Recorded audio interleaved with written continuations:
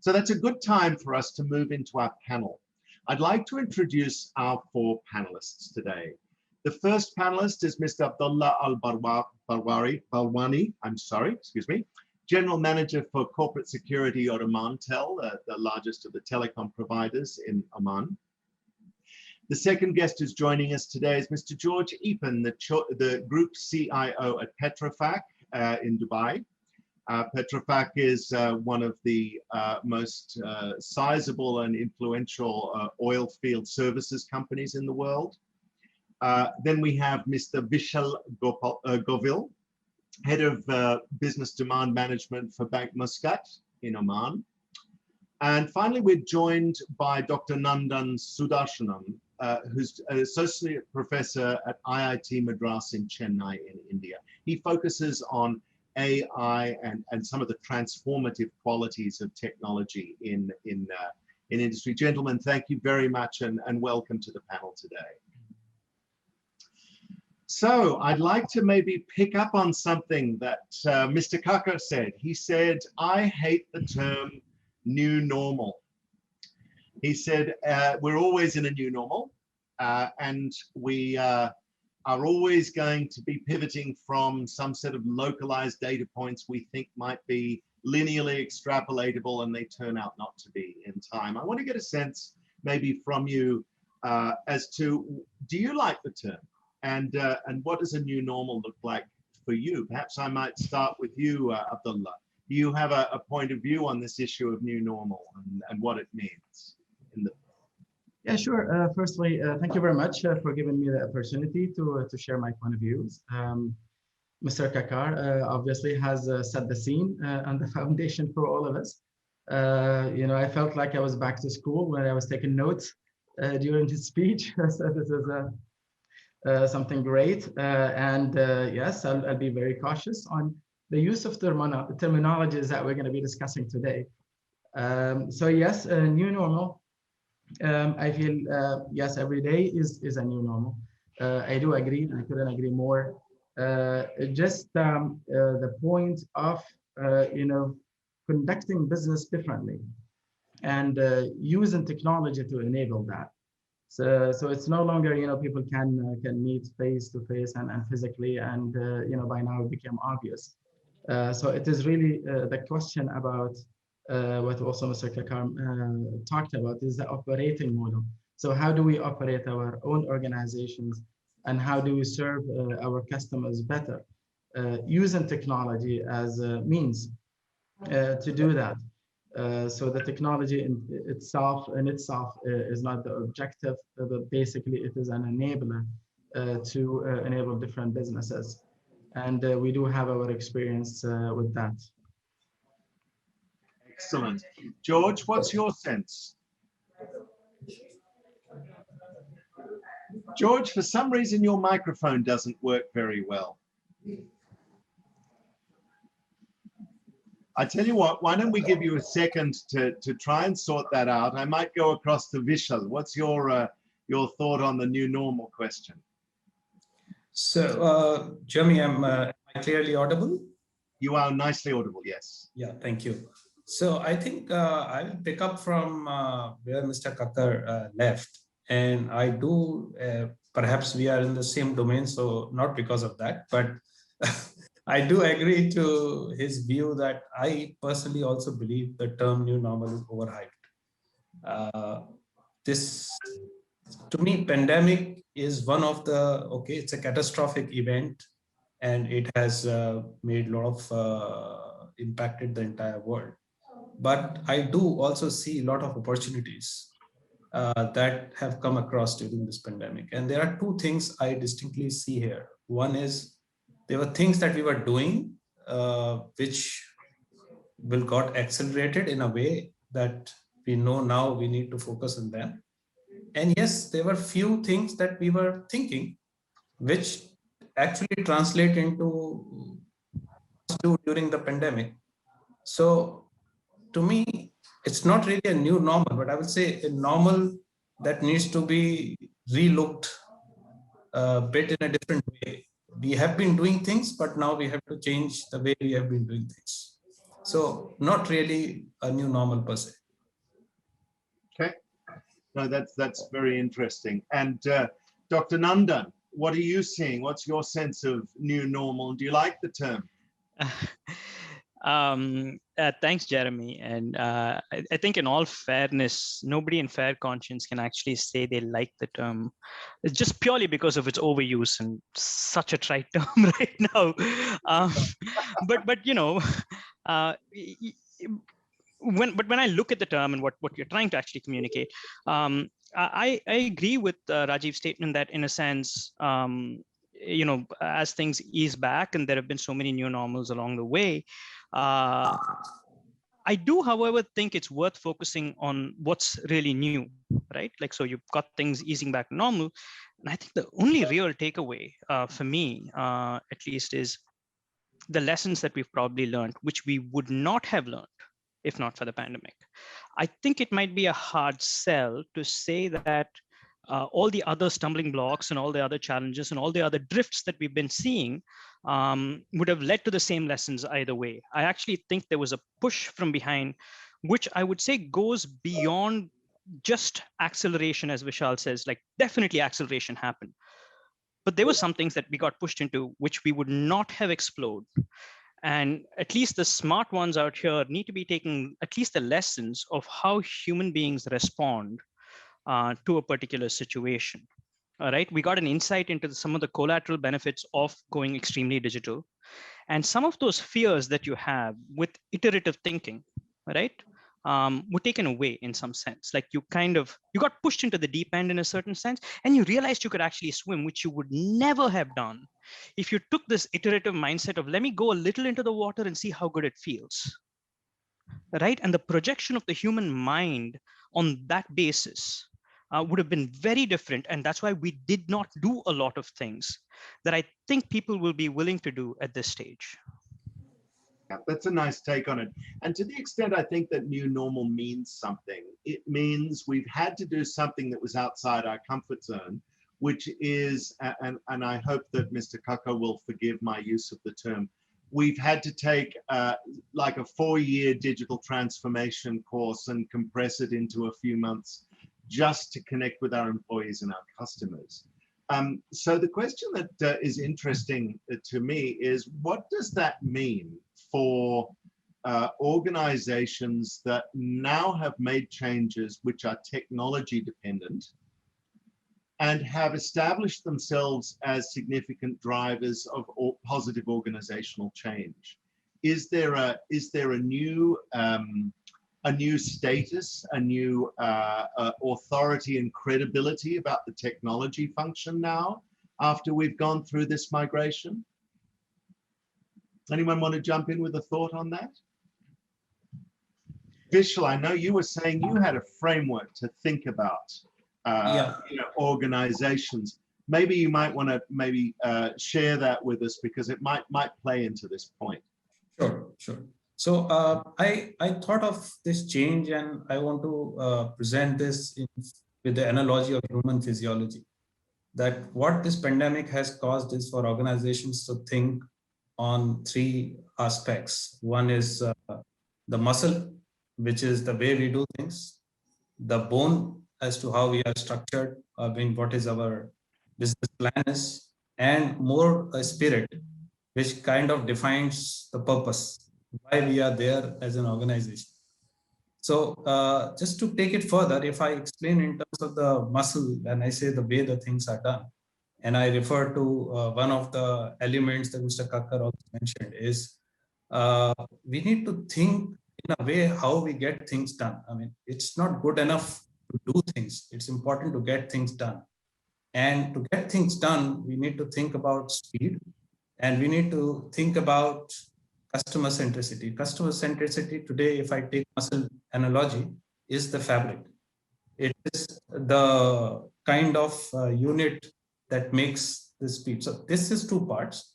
The third part here is that how we are structured means that we have seen, and I'm purposely not using the word agile.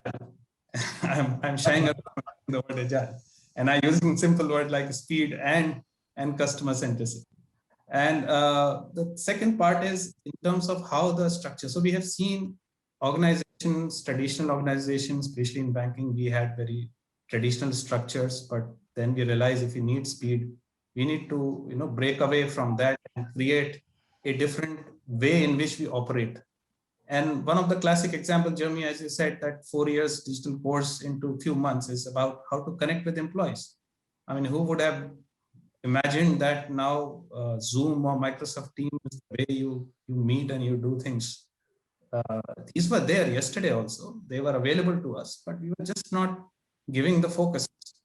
So that's the second part in which how the things have changed. And on this, the way we do things, I believe that data, especially when it comes to banking, the data is the new protein. This is the protein you need to strengthen your muscle in terms of delivery and muscle in terms of being hyper about customer. And customer has to be at the center of most of the decisions that we are making. The second part, when I say about how we are structured, which is our, is that banking is hit by, if I look at, by three parts. One is the interest rates are going down. We have amount of credit losses that the banks have. If you see the latest report of McKinsey, which was published in December 2020, they talk about that banks have a cumulative loss of something about 1.5 trillion to 4.75 trillion dollars between 2020 and 2022. So this is the kind, so your basic premise of existence in terms of interest income, your basis premise in terms of the credits is under pressure. So it's not good enough to remain static. You really need to go out of the box, not incremental thinking, but exponential thinking to think what do we do differently. So traditionally banks work on mainly risk intermediation. So I think one of the change I'm seeing is that they are moving from service-based intermediation, where we go out of the box and not just think of traditional products, but look at it as a service, look at customer being service end to end. So typical example for that is DBS introduced a marketplace for, for buying a car or buying a home. Those are very different way in which the bank perceives itself rather than just giving loans or insurances. So that's the different way of working in a different model. Right. Other thing is, yeah, so that's the way of how we work. We need to change in terms of that. And then we have another challenge in terms of business model is that banks are challenged by the incumbents, whether it's fintech or whether it's technology companies.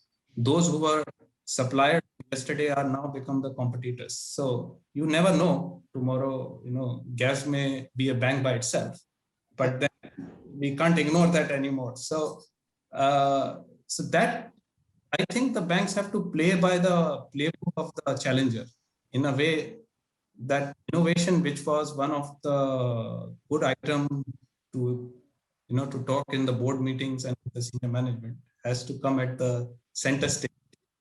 And it needs to be exponential. So Vishal, I'm going to pick on you a little bit later, because since you are the banking guy here, you're going to have to shoulder the sorts of questions that we'll all have about capital availability and so forth in the new world. But I love the way you framed that for us. Now I want to check whether George is back. George, can we hear your happy voice? No, for some reason we can't. I'm going to see what's going on with the, maybe Amartya from our team can work with you to work out what's going on. But we can't hear you for some reason, George. This is the reality of the Zoom world that we were just discussing a minute ago. Sometimes things don't work as planned, but we're very keen to get you into this discussion, George, and we want to hear what your view is on the new normal. So we're not going to let you skip over that topic. Let's see if we can get George back. I might just ask Abdullah, would you mind maybe giving us your thoughts? If we've got this big schism that's behind us now, and we're in something of at least a localized steady state, do you think that the technology organization got some credibility and a bit of a boost out of this? Do you think we're ready to drive more business change with technology this year in your organization? Yeah, yes, I do think so. Again, I wanted to tap on the same topic about being customer-centric organization and how technology basically enables that. So even though that we are a highly regulated sector, as a telecom, we are also, a service provider, and we are lucky enough to have that, flexibility in the operating model and how do we operate, at least our organization. Being technology dependent for us was key to have this customer-centric approach into providing our services. So just to give you some examples, we went big on transformation, if you will. So I'm not going to call it digitization anymore. I'll just call it transformation. So we did transform as an organization. So instead of being physically located in one office, we had regulatory restrictions on remote access and cloud adoption, for instance, and still is the case. So we had to take advantage of whatever allowance we were given, by our regulatory authority. So from our customer point of view, we were able to provide more efficient and more timely services to our customers because we were everywhere basically. So our staff, they were enabled, they were always on, they were always online, working remotely on the backend systems, etc. So they were able to attend any requests from our customers and to do the service fulfillment remotely. Not only that, but whenever we received requests, because there was a challenge, for people to go out, to our physical outlets. For instance, we provided services where we go to the customers. So for those customers, just to give a simple example, for those customers who are in need of a new SIM card, we offered our services to approach our customers and to deliver our new SIM cards to their houses or to their enterprises. So we had more happy customers and more loyal customers because now our services are very efficient and they were attended in a very timely manner. So this did help us in terms of growing our businesses. Also, as a technology provider, so we have our own division to provide technology services, and we have subsidiary companies. So when we talk about technology, we do provide cloud services, for instance. And now you cannot talk about transformation or digitization without mentioning cloud in the formula. So for us, it was an opportunity, it was a business opportunity to provide our cloud services to a wider audience, and we had a very good uptake on that. One important service that we also seen growth on is security services, because this is number one concern for anyone who is thinking about digitally transforming their businesses and adopting online services. So for us, it was also an opportunity to provide consultancy services and to provide managed security services, if you will, by providing monitoring capabilities and responding to security incidents whenever they occur to our customers. So we had a very good uptake on this service as well, and it's highly demanded, especially in regulated markets like our market, and and some of the sectors like oil and gas, banking and etc. One thing, maybe one last point that I wanted to mention is that we had to develop our internal capabilities for our own consumption when it comes to security. So DDoS, for instance, was among the top threats during the COVID-19, where we have seen an increase of at least by 40% on the DDoS attacks.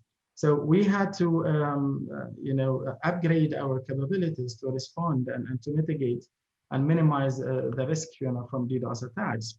So while doing so, we envisioned is that it would also be possible for us to protect our infrastructure, but also to monetize on this service, so we can offer it as a service to other customers. And again, we had a very good uptake on this service in particular, especially from the banking sector, because they have also seen and you know, experienced an increase in these threats. So That's bottom great. line, I think, you know, a technology-enabled organization, or, you know, has helped us as an organization to flourish our business and to introduce new services to the market. So I'm very curious, particularly since this is Dr. Nandan's area, and I'll ask him in just a second, but I wouldn't mind hearing from Vishal and Abdullah on this. One thing we saw in the United States, in addition to the proliferation of cyber attacks, as you were just outlining, Abdullah, was that there was a sense that the processes that were fully automated, the processes that were AI enabled, tended to be the ones that failed less when the crunch came. And I'm wondering if you saw the same sort of phenomenon. Do you think there's much of a learning to be had about the use of intelligent technologies and automation in your business from the experience we've just come through? Yeah, I think in the cybersecurity domain, automation in general became key because the amount of traffic that comes out of our you know, protection technologies was really extraordinary. And for us as humans, we have a very limited capacity. So it was very, very difficult for us to really manually review all the alerts and the logs that comes out of these technologies and try to make sense of it. So automation was really key, and we did adopt, you know, technologies that use machine learning and artificial intelligence, at least to correlate all the logs and the alerts that we're receiving, and to suggest a course of action. For us, we were very careful in allowing it to take an action on behalf of our analysts and our experts, because we do feel, you know, that still it's not, you know, mature enough, at least in our domain, in our sector. We don't feel that it is mature enough to take action on behalf of our experts. So there is a manual intervention. There is an intervention by our analysts, but generally there was a good use of this technology, and it did help us a lot. Great, thanks, Abdullah. Vishal, what's happening in the bank on intelligent technologies? Are you guys leaning on them more as a result of the events of the last year? Yes, Jeremy. So two things have happened because of lockdowns and people not being able to physically access the branches. There is an uptake on digital channels. So that's, to me, digital channels, as I said, were there before, but it has substantially accelerated or exponentially increased the usage. And one of the things is that the people who were earlier not so channel savvy but had no choice. So there's a shift in customer segment also. We used to think a segment which was more comfortable in a P2P kind of person-to-person kind of interaction has no choice but to move to channel. That's one part. That's looking externally towards the customer. Looking internally, when we had a challenge in terms of not able to get people in the office, or when we had full or partial lockdowns and when people were not able to reach, that has prompted a new thinking in terms of automation of processes. And that is where these technologies, whether they are RPAs or business process, which was already there, but that has definitely become a central strategy. More and more focus is now to automate the processes, to see that, and this is not just from the efficiency perspective, but also effectiveness perspective. So I see from both direction, internally and externally, uptake in automation. Yes. Excellent, excellent. So Dr. Nandan, this has been my cunning effort to tee you up for a discussion on the subject on which you have some of your most rich opinions. What are you seeing, looking around the world, the organizations that you work with and you observe? To what extent has this been the halcyon year for the automation movement and the intelligent action movement? Yeah, no, thanks, Jeremy. I think it's been very interesting because organizations react very differently, but that has also allowed me to answer your question with what I think people should be doing rather than what organizations are doing. So if I could take that cheap liberty, please. So one of the things that I am seeing, and I think that's that's also probably the right thing to do, is the medium, the platform itself is becoming extremely important. So if I just look at AI and data science, at least from a theoretical or academic perspective, there's been a lot of focus on artificial general intelligence, or rather setting the bar for AI and data science to either replicate human beings or work at a certain level that is so high. I mean, we see some of these goals like autonomous driving and so on, which is so complex. And, I don't for a second doubt that that's going to happen. But what something like a pandemic has done has said, hey, where is AI and data science working really well right now? And can we just take that dive to say that that is going to be the medium?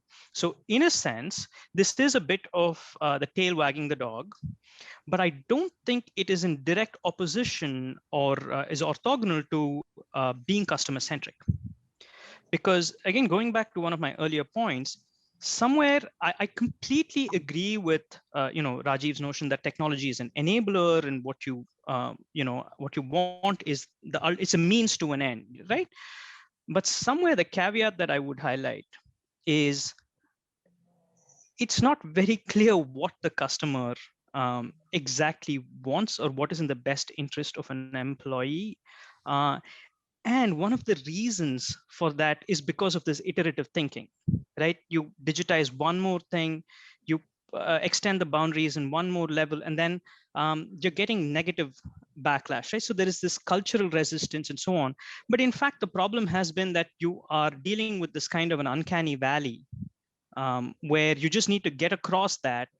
And all of a sudden, the new normal, if you may, actually is a better optimal than the small suboptimal that you were at. And that's tending to happen. I'll give you a simple example. For instance, grievance redressals. I've worked with two companies, one private and the government. And people have always said you want to speak to someone on the phone, right? And that's just something. And so you try to keep moving the AI and data science towards understanding voice, reacting to emotions of people, getting video and audio involved. And yes, that will happen. But that's not there at the same level today as simple chatbots, right? Now, something that has happened during this pandemic is just the realization that I can't get so many people in a call center has just made these kinds of technologies on natural language processing progress so much more. So the medium has taken over. And the collateral benefits of that is just that there is so much more of a digital footprint than if it were in the old way of doing things. Now, that in itself would not have been enough motivation originally for an organization to jump in. But in that sense, one of the things that we are seeing is the fact that the platform and the medium is itself starting to drive things from a technology perspective. The second thing that we're also seeing is that you just cannot isolate the behavioral science side of things along with the technology.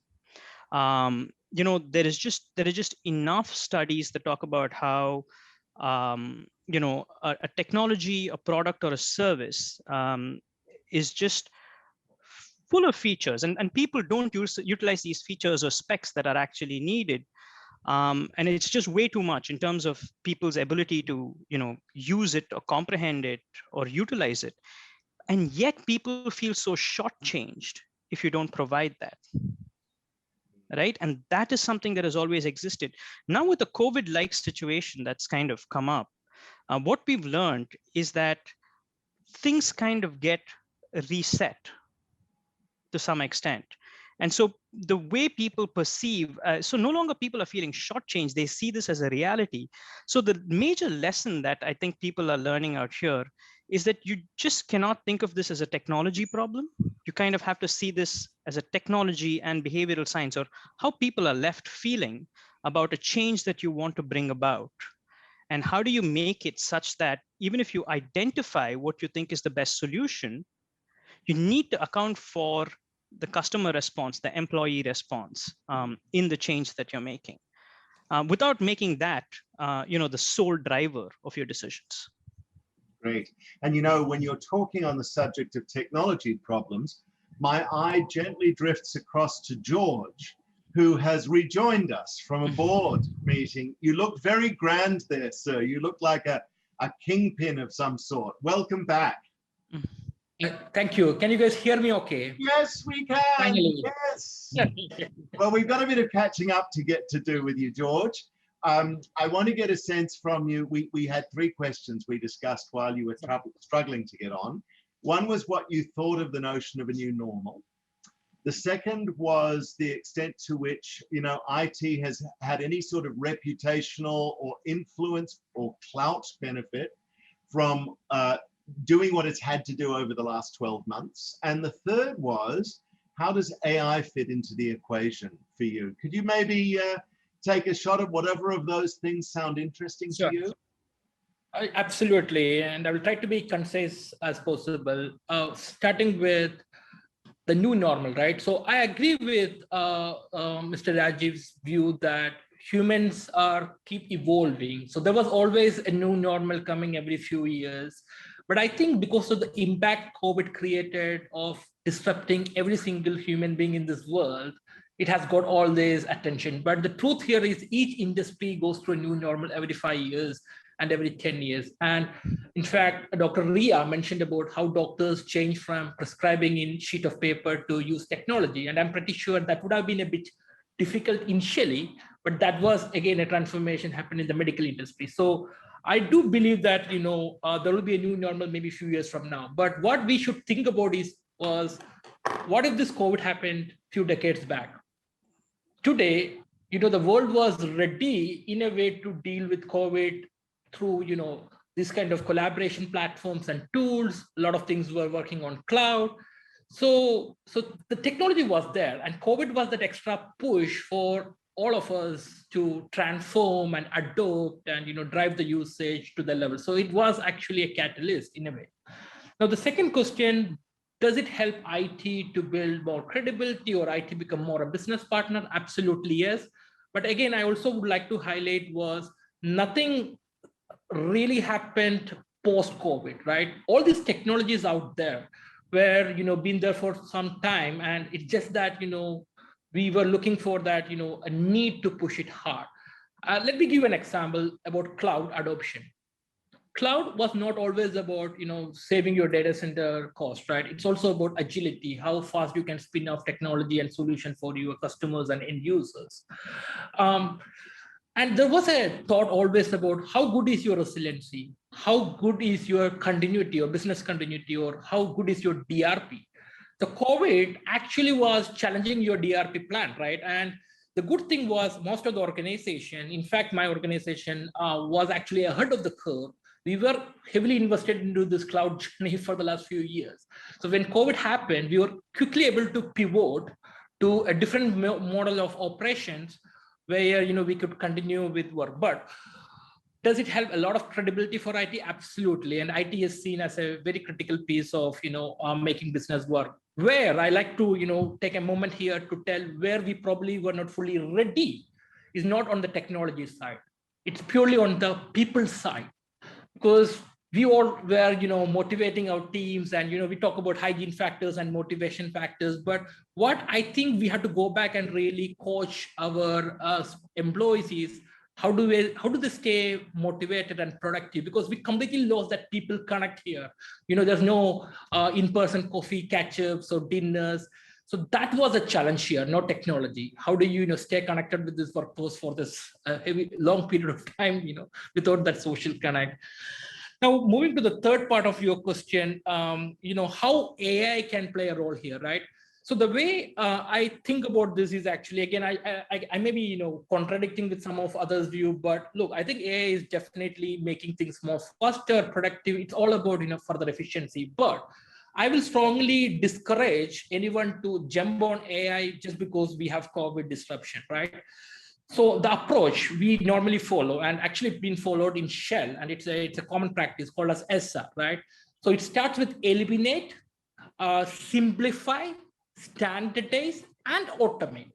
So automation is the final part of this journey. But first, you need to eliminate unwanted systems in your infrastructure. You need to streamline as much possible, standardize the processes, then you go to automate, right? Now, since everyone is digitizing today, there may be a lot of pressure on all the organization to digitize. What worked for organization A may not work for organization B. And this is where I go back to Raju's point of transformation mindset, value proposition. So COVID can also give a lot of pressure on IT. Hey, we need to further digitize, but you cannot put always a cart in front of the horse. So sometimes you need to step back and say, yes, but I'm not investing in AI before we standardize the process or streamline our technology landscape. Fabulous. George, you caught up remarkably quickly. Thank you. You're up to speed. So now we've heard from all four of our panelists. I want to really focus the discussion about change, what we have in front of us, and growth.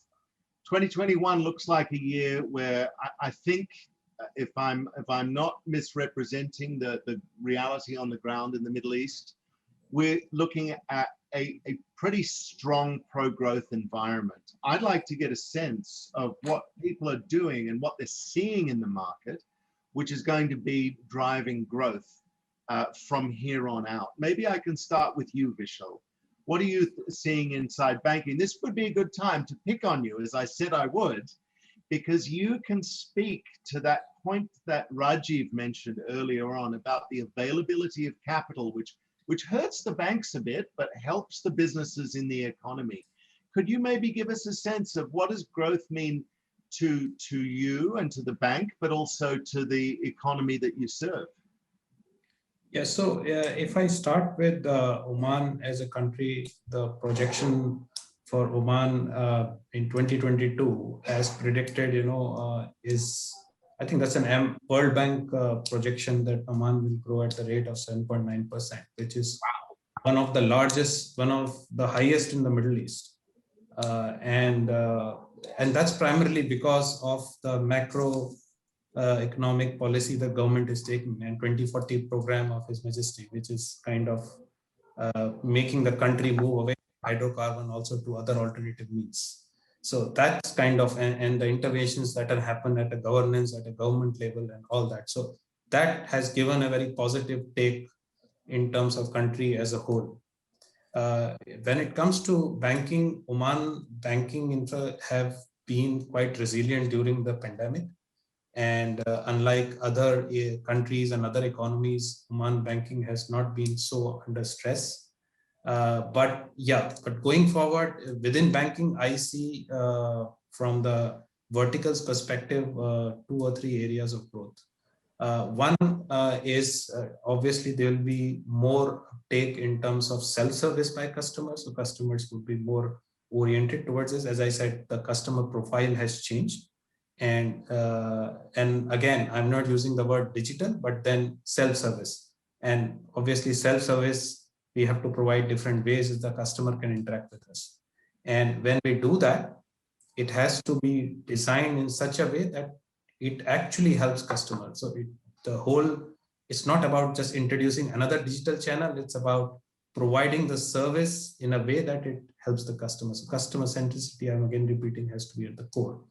The second part is, and on the corporate side, as we said, that there is liquidity available and corporates are wanting more, but the cost of credit is going up. So there, in terms of the bone as to what is our business model, we need to think different. What do we do? Should we look at different ways within the corporate side of banking? How do we go beyond just funding the customer, but looking at the entire supply chain? Can we look at the areas of transaction banking within the corporates in terms of going end to end with them? So I think I see definitely an opportunities in terms of banking, and banks have played a pivotal role in this crisis, because they have been the source of stability both at individual level and as well as corporate level. And the third area is the small and medium enterprise, that I think will be an area that most of the banking would be heavily focusing on, because was under high stress, and that's where I think bank can play a very important role in terms of supporting that. So you will see more and more initiatives from the bank in this region coming towards the SME. Fantastic. Thanks very much, Vishal. Maybe to you, George, because you've been starved of conversation thus far, I might pose the question to you. What does technology-enabled growth look like for you looking forward? I think a lot of things that we have, moved as part of, due to COVID, obviously disruption. I think it's just a start, right? And as I mentioned, our journey on transformation began a few years back. So we were kind of ready we were not expecting COVID, but in our mind, we were thinking about some other, challenge to business continuity. So we were ready with our DRP, but now what we feel is actually it's a good start and good platform. One thing good happened is now everyone is digital savvy. All the employees, they understand technology more, they appreciate technology more. They have seen how technology helped their family members, do things, right? Like everyone has a family and most of the kids are doing, homeschooling today through technology, right? So Teams is way more popular than it used to be, and Zoom is way more popular than it used to be. So when you think from a CIO mindset, when you come up with a new change, a new process, new transformation, there's always a fear of change, resistance to change. People are comfortable with the old way. I think that mindset has changed now because of the change which happened last year, and I think it will be more faster. So I think it's a beginning, and how we are going to take it further. I would like to touch upon another topic related to your previous question. What is also changing here is... To interrupt you, but I think just in the interests of time, if you could be brief with this so I could just hear from the other two, that'd be great. Thank you, sir. Sure. I would like to talk about potential change in regulations going forward with this digital adoption. Because now there are a lot of questions on privacy of kids. So I think that's another thing which, the change is good, technology is driving it, but I do see there will be more regulations also coming on how we regulate this growth. That was quick. Gosh, you took my point to heart. Thank you very much, George. Nandan, what are you seeing? What do you think the growth drivers in technology are going to be in this year ahead? So, Jeremy, I'm not sure I'm qualified enough to talk about technology in general, but perhaps what I will talk about is data science and AI a little bit more specifically. Right. And one dichotomy that I believe we're seeing is, again, like I mentioned, you have the more theoretical end of the spectrum of artificial general intelligence, which is a very high bar to reach, and where we're able to say AI has arrived, and that's one end of the spectrum. And then there's the other end of the spectrum. Well, this is my spectrum, the way I'm defining it, is deployable AI, right? AI that can be deployed, knowing that data is going to be noisy, knowing that data is going to be asymmetric, knowing that there's going to be resistance to adoption. So you need to bring in the behavioral science, all of that, and that messy, not so much fun problem that a lot of academics try to shy away from. What I am definitely seeing is that that's coming into the center stage.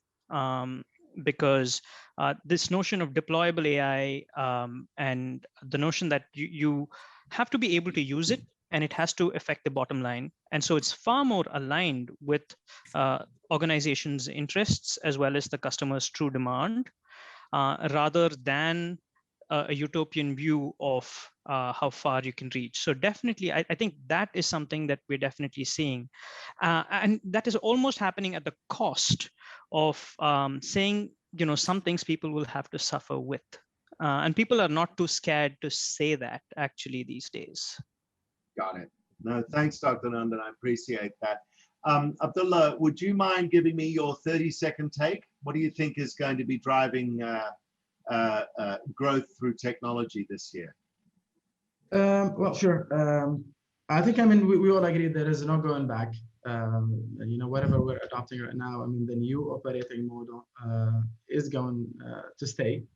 Technology is going to enable businesses. In our sector, we do see an opportunity for growth and potential, because whatever you do, you will always be dependent on telecom services and its value add services and associated services.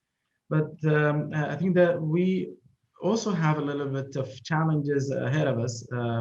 So if you talk about the cybersecurity domain, for instance, there is this risk of bad guys actually using artificial intelligence and machine learning and more advanced techniques to penetrate this systems and really, I mean, to make business out of it. So I think that is going to be disruptive a little bit if it is not controlled.